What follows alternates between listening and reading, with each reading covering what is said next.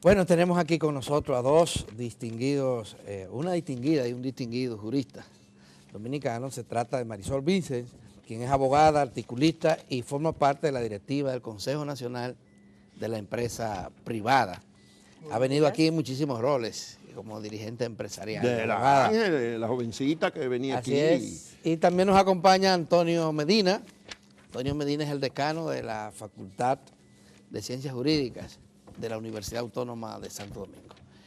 Y lo hemos invitado para hablar de los temas que están en la agenda pública a nivel de institucionalidad, sobre todo mañana. Para mañana se espera que el Consejo de la Magistratura escoja a los miembros del Tribunal Superior Electoral y a los 4 miembros faltantes de la Suprema Corte de Justicia. Está discutiéndose también la ley de partidos en el Congreso, se ha agilizado ese proceso. Bueno, hay muchos temas ahí. Y ya estamos marcha verde. ¿Cómo ustedes valoran el momento, la coyuntura en que se encuentra el país a propósito de esa lucha que en distintos escenarios han estado desarrollando por mayor institucionalidad y mayor democracia en la República Dominicana?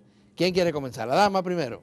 Bueno, yo creo que es un momento importante que estamos viviendo en la República Dominicana y la selección de los jueces para las vacantes que existen en la Suprema Corte de Justicia y la sustitución, la renovación de la matrícula de los titulares y suplentes del Tribunal Superior Electoral se da dentro de esta coyuntura donde la sociedad está más consciente. Nosotros vivimos un proceso a finales del año 2011 que fue un poco frustrante porque la sociedad estuvo muy de espaldas al proceso, a pesar de que los mismos opinadores públicos de alguna manera incidieron, se preocuparon. Hubo poca realmente incidencia de la sociedad, pero creo que estamos viviendo ahora un momento distinto. La gente entiende más que nunca la importancia de una justicia independiente y creo que incluso las propias autoridades y el propio presidente de la República está consciente de eso y esperamos por eso que el Consejo Nacional de la Magistratura haga una buena selección, no solamente de los 4 jueces que deben de ser escogidos para la Suprema Corte de Justicia, sino también para el Tribunal Superior Electoral. Porque un Tribunal Superior Electoral que tiene como por vocación dirimir conflictos electorales y conflictos intrapartidarios, tiene necesariamente que gozar de confianza y credibilidad. Esa es la primera característica que debe tener un tribunal de ese tipo y nosotros confiamos en que el proceso que se va a hacer de depuración final y de selección pues complazca y satisfaga las justas expectativas que tenemos todos los ciudadanos. Antonio. La sociedad dominicana vive un momento estelar, una coyuntura muy especial de empoderamiento ciudadano, de toma de conciencia, expresada en ese movimiento social espontáneo, la marcha verde y todo lo que implica y el impacto que ha tenido esto en la sociedad dominicana.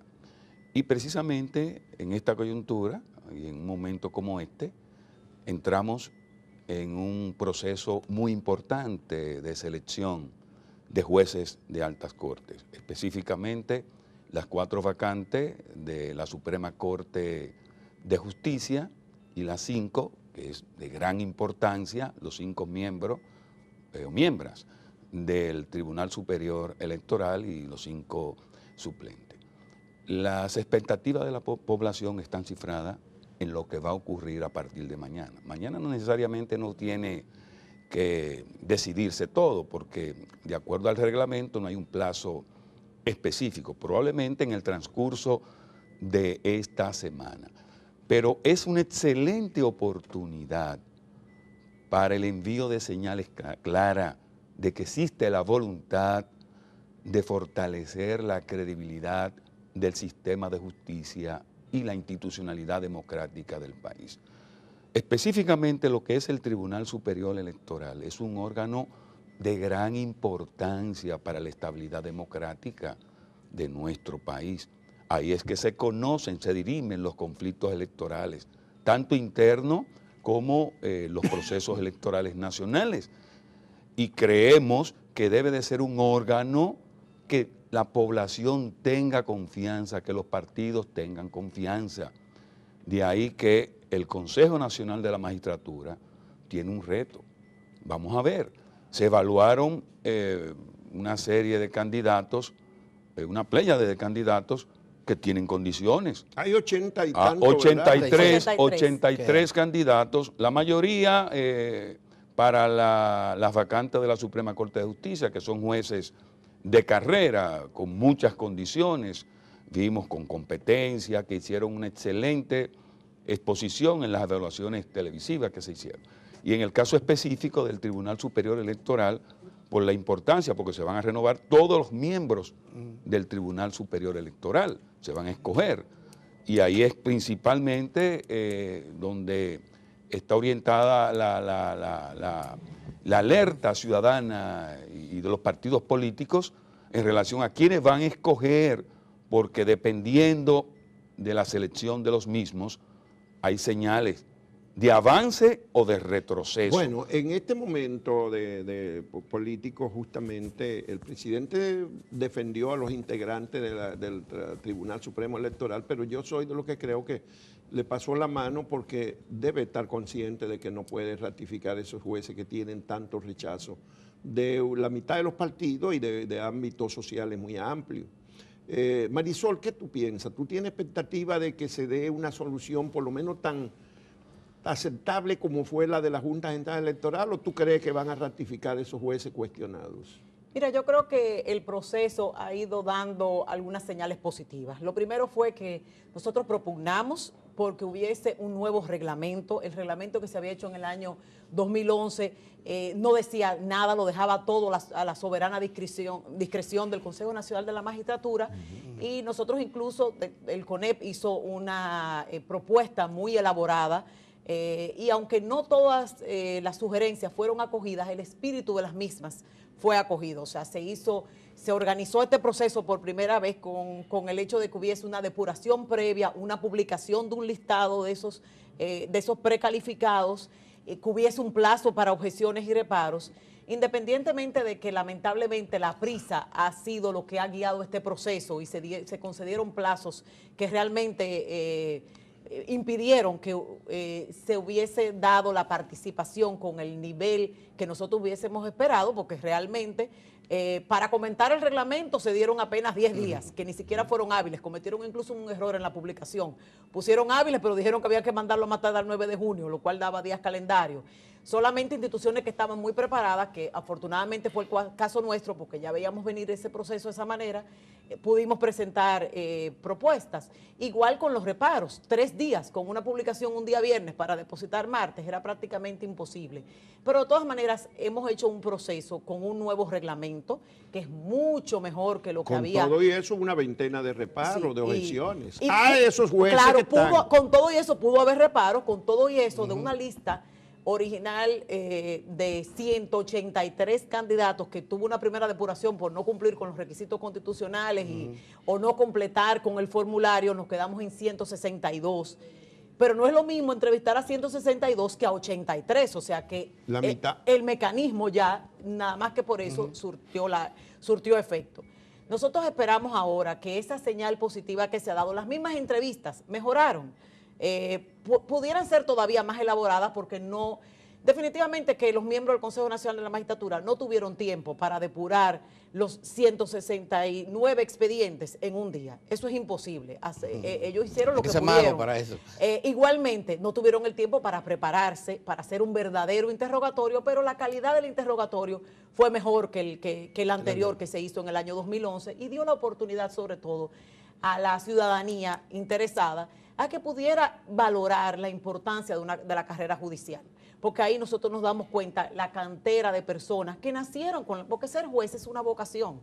Y antes las personas no necesariamente podían todas decidirse a ejercer esa vocación. Entonces yo creo que esa señal es positiva, yo espero que se sigan repitiendo y que en el día de mañana, primero el Consejo Nacional de la Magistratura lo primero que debería de hacer es evaluar. El mismo reglamento lo dice.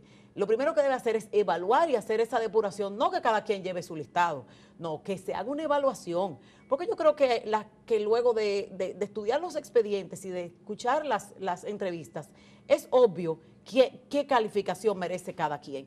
Entonces, luego de hacer esa evaluación... Si son 83 para evaluarlo, necesitan varios días. Entonces, yo creo que tienen que lo primero que no debe de haber es prisa. Yo veo como una prisa que está impulsando el proceso. Yo creo que debe ser un proceso que debe de hacerse para... ¿Y a qué atribuye esa prisa? Bueno, se habla de que la prisa tiene un poco que ver con la recomposición que habría el 16 de agosto, pero de todas maneras el presidente tiene mayoría en el Consejo Nacional de la Magistratura y todavía hay tiempo suficiente. Pero, o sea, que yo espero, yo apuesto, al igual que tú... Pero estamos en julio todavía. Sí, ¿no? hay tiempo suficiente, yo apuesto a que haya una buena decisión. Lamentablemente, debo de decir que no hay la misma calidad en los candidatos al Tribunal Superior Electoral que a la Suprema Corte de Justicia. Y eso en gran parte es porque la carrera judicial permite la formación de esos jueces, hace que tengamos unos candidatos naturales. Y por eso precisamente el CONEP en esta ocasión decidió presentar candidatos porque entendíamos que teníamos que aportar, teníamos que darle primero un respaldo a la carrera judicial por la que tenemos tantos años luchando. Teníamos que dentro de esa carrera judicial hay de todo. Como uno tiene la lista a mano de los que presentó el CONE, de las candidaturas. En mi cabeza. En la cabeza, a ver, ¿cuáles fueron? Bueno, nosotros de los que presentamos para la Suprema Corte de Justicia estuvo el magistrado Edinson Alarcón, el magistrado Samuel Arias Arseno, la magistrada Arelis Ricur, el magistrado Domingo Gil, la magistrada Pilar Jiménez. También presentamos como candidatos a José Lo Vázquez, todos jueces de carrera y todos jueces de nivel de cortes de apelación. Sin militancia partidaria. Sí, todo, en la carrera judicial es más difícil, sí. Pero todos, nosotros tomamos en cuenta varios criterios. Tomamos en cuenta que dentro de la carrera judicial fueran de los más destacados, que fueran jueces de corte para respetar el escalafón judicial, que hubiese equidad de género, o sea, nosotros presentamos 8 mujeres y 9 hombres, que hubiese también concentración en las especialidades que necesitan ser suplidas. Eso en fue este para momento, la Suprema, para la Suprema Corte 9, de Justicia. Sí. 17. Entonces, en el caso del Tribunal Superior Electoral, nosotros presentamos 5 candidatos.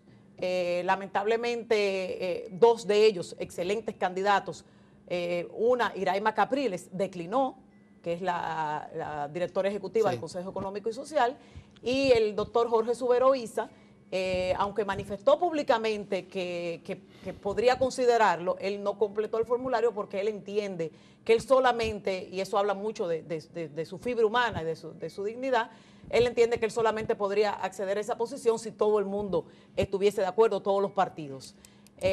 Presentamos también... Y eso para alguna gente puede ser como una presunción o que se da mucho puesto, pero, profesor, no debería ser el propio interesado en ser juez el que se inhiba, por ejemplo, para un tribunal electoral, si una parte considerable de los actores políticos lo objetan. Por supuesto. No debería ser el primero que dice, no, yo no puedo ser porque tengo ya una objeción de una parte importante. No debería ser el juez. Por supuesto, porque un factor en un tribunal como ese, que dirime conflictos de tanta importancia para la sociedad y el sistema democrático, el factor confianza es fundamental.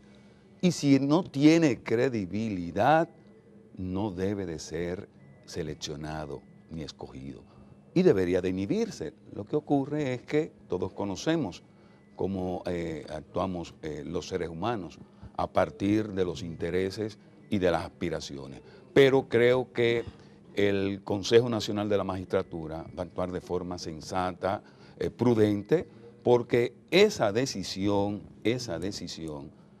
está, la sociedad dominicana está alerta a lo que ocurra ahí. Y entendemos que hasta ahora el proceso de selección de las evaluaciones se ha desarrollado en sentido general de forma correcta, incluso superando a procesos anteriores. ¿Y pero qué ha pasado con las academias? Las academias no han estado jugando su papel, su rol en este debate tan importante. Por supuesto. Tanto...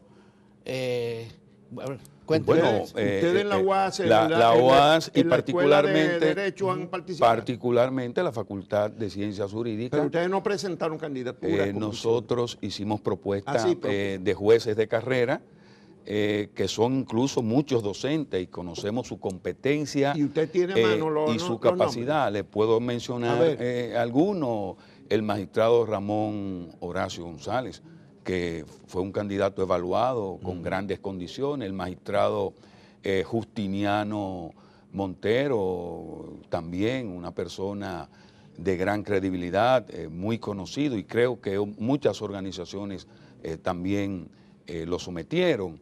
El profesor Braulio Alcántara, que es un experto en materia electoral, un docente nuestro, para el Tribunal Superior Electoral, entre otros candidatos que nosotros entendemos que reúnen las condiciones. Además, hemos estado participando en el debate, en las discusiones de un tema de tanta trascendencia, y estamos ahí también vigilantes ante lo que pueda ocurrir con relación al proceso que ya se define, no mañana necesariamente, porque como dije anteriormente, el reglamento no establece un plazo, pero probablemente en el transcurso de esta semana sean seleccionados, y creo que este Consejo debe de actuar con bastante rigurosidad y no precipitarse a tomar una decisión, porque evaluar los 83 candidatos en base a sus condiciones, su competencia, la independencia, su imparcialidad, y partiendo de las evaluaciones, de las exposiciones que se hicieron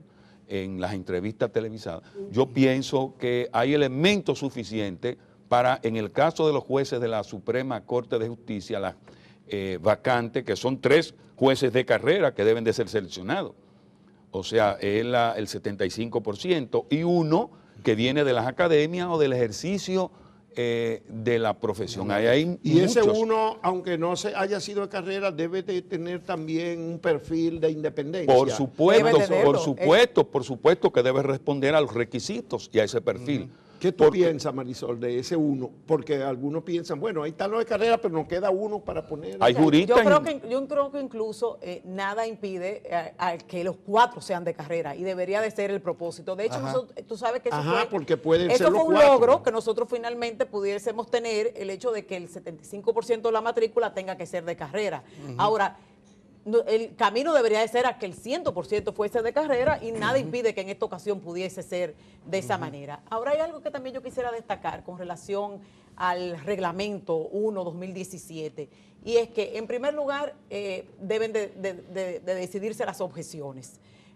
Por una laxitud quizá del texto, ellos decidieron que no tenían que primero depurar la lista. En la propuesta que nosotros habíamos hecho como se hacía una depuración y había que publicar entonces ya una nueva lista con el resultado de las objeciones, pero como quedó redactado el reglamento, no lo obligaba a eso. Entonces esa es una primera decisión que ellos tienen que tomar. O sea, hay unas objeciones que se presentaron y ellos deben decidir sobre las mismas, porque no deben de agotar el proceso. Esa es la primera depuración. ¿Aceptamos los reparos o no los aceptamos, y cuáles son los que vamos a calificar? Ese es un aspecto. Y otro aspecto que también... Porque se ha interpretado que ellos no lo han aceptado, los reparos. No, ellos lo que dijeron fue que no tenían que comunicar todavía la decisión y que los iban a entrevistar. O sea, la decisión tiene que hacerse pública. O sea, que en algún momento ellos tendrán que decidir si acogieron o no acogieron los reparos.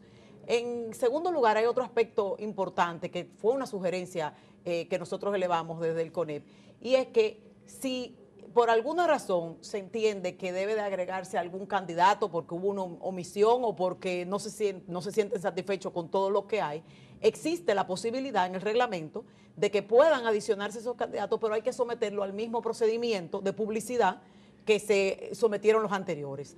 Entonces eso es una posibilidad en caso de que sobre todo el Tribunal Superior Electoral.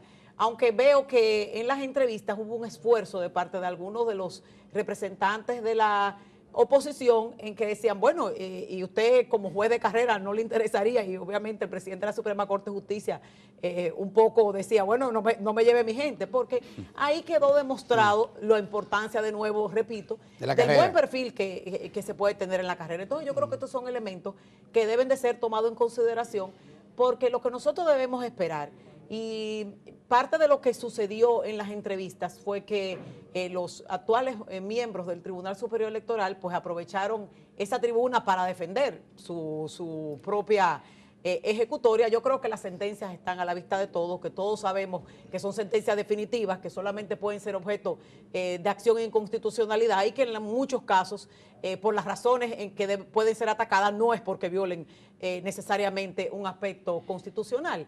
Entonces, ahí reviste particular importancia lo que se vaya a decidir, o sea, la confianza y la credibilidad con que se debe de rodear un proceso eleccionario que va a suceder en el año 2020, que va a tener un nivel de complejidad mayor por el hecho de las elecciones separadas, municipales y presidenciales y congresuales, que se va a hacer primera vez. Está el voto preferencial de los regidores, que todavía no sabemos exactamente qué va a pasar. No sabemos si habrá esta nueva ley de partidos ya y la modificación de la ley electoral para ese momento, pero nosotros necesitamos llegar a ese proceso con realmente rodeados de las garantías de confianza y de credibilidad, porque debemos de recordar las experiencias funestas de divisiones de partidos que surgieron cismas, que surgieron precisamente de sentencias dictadas por ese tribunal e incluso casi de imposibilidad de candidaturas. Algunas de ellas que tuvieron que inscribirse por partidos aliados y no pudieron inscribirse por su propio partido, por acciones cometidas por otros candidatos. Entonces, nosotros tenemos que evitar a toda costa que ese sea el escenario que se repite en el 2020. Y yo vuelvo a apostar a la sensatez de los miembros del Consejo Nacional de la Magistratura. Durante ese proceso de las entrevistas, que fue televisado, y qué bueno que fuera así, nosotros vimos una intervención del presidente de la República que a alguna gente le causó preocupación. Defendiendo A las acciones que tomó el Tribunal Superior Electoral durante todo el proceso en que estuvo ejerciendo. Esa actitud del presidente de defensa, de ponderación inclusive, de sus acciones, juntado con el hecho de que las objeciones que se le hicieron a ellos fueron los que más objeciones tuvieron, no se aceptaran en el momento, sino que se propusieran para el final, no crea preocupación en ustedes. ¿Qué ustedes piensan sobre eso? Yo espero que no, que al final prime la sensatez. Que sea un sí, pasarle la mano. Una especie de dorar la píldora, o sea, que no se sientan tan mal, porque realmente las objeciones fueron bastante las que se presentaron. Pero las expectativas están cifradas principalmente en el Tribunal Superior Electoral. Sí, para eso es lo... Ahí, ese es el factor más importante ahora, sobre todo por la coyuntura electoral, que ese es el tribunal que va a conocer todos los conflictos que se van a originar, que van a aparecer a lo interno de los partidos y a nivel del proceso electoral, que como dijo Marisol, bastante complejo, porque son elecciones no solo presidenciales, sino municipales, congresionales. Pero además, un aspecto de gran importancia. Hay que recordar que van a ser separadas. Van a ser separadas, pero lo van a conocer. Pero lo van a conocer. Y recuerden que unas elecciones municipales y congresionales tienen mayor complejidad que unas elecciones nacionales, donde hay solo dos candidatos. Pero además, recuerden que se está en discusión. No, aquí nunca hay dos. En el Congreso, en la Comisión Bicameral, conociendo la ley de partidos y agrupaciones políticas y de régimen electoral.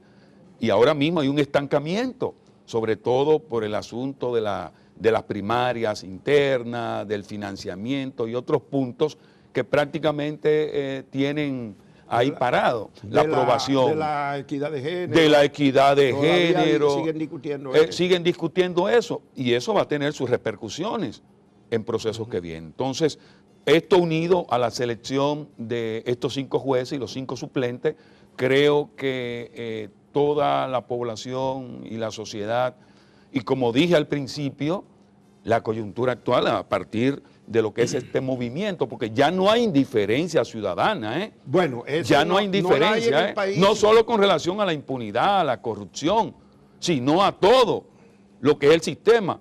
Porque este no es un movimiento en contra de un partido político en particular, es en contra de un sistema, de un modelo que afecta a partidos no solo que gobiernan, sino a partidos de la oposición. O sea, que es una coyuntura muy compleja y creo que los consejeros, los miembros del Consejo Nacional de deben de tener muy en cuenta esto, porque dependiendo de esa decisión, lo nacional y hasta lo internacional. No, y el contexto internacional también. Ayer el ex subsecretario de Estado de Estados Unidos para Asuntos Latinoamericanos, Roger Noriega, publicó un artículo muy duro, todavía no se ha conocido aquí. República Dominicana, camino a otra Venezuela, pregunta. Ese es el título del artículo de Roger Noriega y se refiere justamente al desafío de la elección del Tribunal Superior Electoral, de la misión que tiene el Consejo de la Magistratura por delante. Él empieza diciendo que mientras la atención de la región se centra en Venezuela y la crisis humanitaria, política y económica que aqueja ese país, en la República Dominicana el gobierno del presidente Danilo Medina parece tomar más medidas que perpetúen a su persona y a su partido en el poder, quizás buscando replicar el modelo venezolano.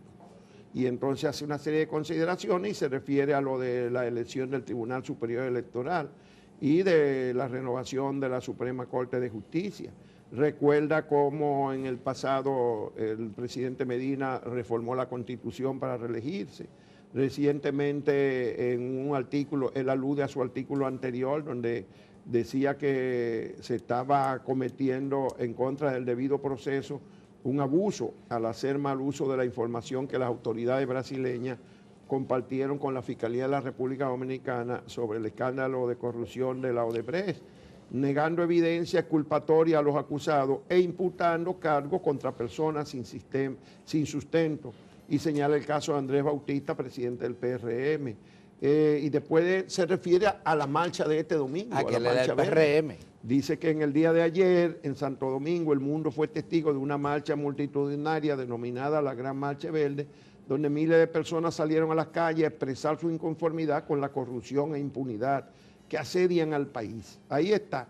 El desafío es ahora, y la vista está puesta en las elecciones del Consejo de la Magistratura, aunque queda por delante, y está por delante ya, parece que no va a ser posible que apruebe la ley de partido en los 4 o 5 días laborables que quedan de esta legislatura. Marisol también tiene muchos años hablando de esa ley, ¿verdad? Sí, y recientemente tuvimos precisamente un foro que organizó el CONEP, porque tenemos tantos años, bueno, tú mismo aquí, Juan Bolívar, le has celebrado incluso, le partiste un bizcocho de 15 años a la ley y sería hace rato de eso. Y es una pena que sigamos empantanados con los mismos puntos, porque al final simplemente lo que hay es una tendencia de los partidos políticos, sobre todo los partidos políticos mayoritarios, a evitar la regulación. Ellos se sienten muy cómodos porque ellos viven en el mejor de los dos mundos. Actualmente nosotros en la ley 275-97 se aprobó la contribución del Estado Dominicano, pero se mantuvo. Nosotros en ese momento pensábamos que eso iba a disminuir la contribución privada y lo que hizo fue que quedaron las dos en el mismo sitio. Entonces, es necesario, es urgente que realmente finalmente se tome la decisión sobre una ley de partidos, pero no cualquier ley, la ley que debe contener los aspectos fundamentales como son los topes a los gastos de campaña, los topes a la financiación de las campañas y los límites que se cumplan a las campañas mismas, porque no importa los topes que pongamos y hemos visto la experiencia y las sanciones de muchas partes del mundo, ¿verdad? Sí tenemos unas campañas que puedan hacerse en cualquier momento, o sea, lo que realmente va a racionalizar el uso de los recursos va a ser la brevedad de las campañas. Entonces, esto es un paso fundamental que nosotros estamos esperando. Es cierto que la legislatura va a acabar, se ha hablado de que podría ser prorrogada, pero cuando existe la voluntad política, o sea, los puntos son los mismos y se tienen discutiendo años y las decisiones están a la vista de todo. Lo que conviene, todos sabemos qué es lo que conviene. Esperemos que pueda primar la sensatez y que pueda dictarse una nueva ley de partidos políticos a la brevedad posible para que pueda la misma implementarse en el proceso electoral del año 2020, porque nosotros tenemos que aprobar esa ley de partidos en este año 2017 para que realmente pueda surtir los efectos que esperamos de cara al próximo torneo electoral. Decano Medina, evidentemente lo que se conoce y si analizamos la historia de este proyecto y de los proyectos de ley en relación a la regulación de los partidos políticos, no hay interés de los partidos mayoritarios en aprobar. A ellos les interesa más que se quede el sistema actual. O sea, no hay problema con el asunto del financiamiento de los partidos, la democracia interna y una serie de cuestiones que son fundamentales y que ese status quo le interesa mantenerlo. No, pero generalmente cuando están en la oposición se favorecen la ley. Exactamente, Los pero... que están en el poder, cuando el PRD controló el Congreso durante 8 años, no, 2 periodos consecutivos, exacto. tuvo mayoría en el Congreso, ya se discutía la ley de partido hace Y tiempo. no la aprobó. Pero ¿qué Y tiempo, tampoco la aprobaron. ¿qué tiempo tiene discutiéndose en el Congreso esa ley de partidos políticos? ¿Cuántos proyectos de ley se han presentado? El primer proyecto se elaboró después del diálogo nacional que Exacto. convocó el presidente Leonel Fernández en el 98. Se le entregó a él en el 99 y se elaboró en base a la Comisión para Reforma y Comisión Presidencial para Reforma y Modernización del Estado que él creó. Y muchos de nosotros participamos en ese proceso de consenso y se le entregó al presidente el primer proyecto en el 99. No lo mandó al Congreso. Después lo introdujeron, vino el gobierno de Hipólito Mejía y creó el Consejo Nacional de Reforma del Estado, donde se volvió a buscar, se cogió el mismo proyecto, se renovó el consenso, se hicieron algunas modificaciones y se le mandó al presidente. El presidente no lo sometió, pero lo sometieron varios diputados. La diputada Liceló Marte de Barrio encabezó varios que sometieron la pieza la primera vez en el 2001, 2002. Y desde entonces, dando vuelta en el Congreso, tiene desde 15 años dando vuelta ahí en el Congreso. Pero yo creo que son escenarios diferentes, La coyuntura actual no es la coyuntura No, por supuesto, del yo pasado. creo que además estamos hartos de eso. La sociedad ya no es indiferente, porque a la sociedad le importaba eso, le importaba el problema. Fíjense que la corrupción era uno de los temas en materia de encuesta, que era secundario, pero no, ya no ocurre así. Pero lo mismo con relación a los partidos políticos y la necesidad de esa ley, de manera que yo creo y estoy convencido de que eso, si no en esta legislatura, en este ya año no va a ser en esta, profesor, pero deben de va a concluir ser difícil, el pero proceso. deben de concluir ahora, aunque lo tengan que reintroducir. Tampoco queremos una ley que esté sujeta a intereses y que no recoja precisamente lo que son los aspectos fundamentales para superar las debilidades del sistema. Porque cuando se pongan de acuerdo tenemos que discutir. Entonces vamos a ver qué ley. Tiene que discutirse sin prisa, ya no hay tiempo para hacerlo debidamente. Exactamente. Sobre todo, son 2 cámaras y quedan 5 días laborables de la legislatura. Lo que ocurre internamente en los partidos, la democracia interna, el financiamiento, que son 2 puntos clave. Bueno, las cuotas. Estamos saturados de ese tema. A mí me costó casi la vida porque vuelvo y digo que yo iba para Santiago a un evento, ¿no? Organizado en Santiago sobre la ley de partidos cuando me accidenté. De manera que ya está bien de ley de partidos. Vamos a ver si un día de esto lo conseguimos.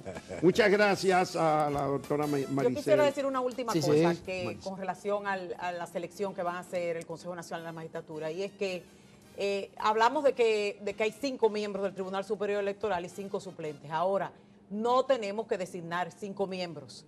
Es hasta 5 que debe de estar conformado el Tribunal Superior Electoral. Puede ser. Ojalá y fuesen de 3 miembros. Eso sería otro mensaje en el sentido correcto de nosotros tener un tribunal que tiene realmente una vocación muy limitada, que había incluso contradicciones en su inclusión en la Constitución de la República. Entonces, no tenemos que sustituirlo por 5. Pudiéramos perfectamente nombrar 3 y nos ahorramos los chelitos. Así que muchas gracias. Esperemos que todas esas cosas sensatas se den. Lo más probable es que sean 5. Articulista, miembro del Consejo Directivo del Consejo Nacional de la Empresa Privada CONEP, y a don Antonio Medina, decano de la Facultad de Ciencias Jurídicas y Políticas de la Universidad Autónoma de Santo Domingo. Muy amable en haber aceptado nuestra invitación. Gracias a ustedes, siempre un placer estar aquí. Muchas gracias.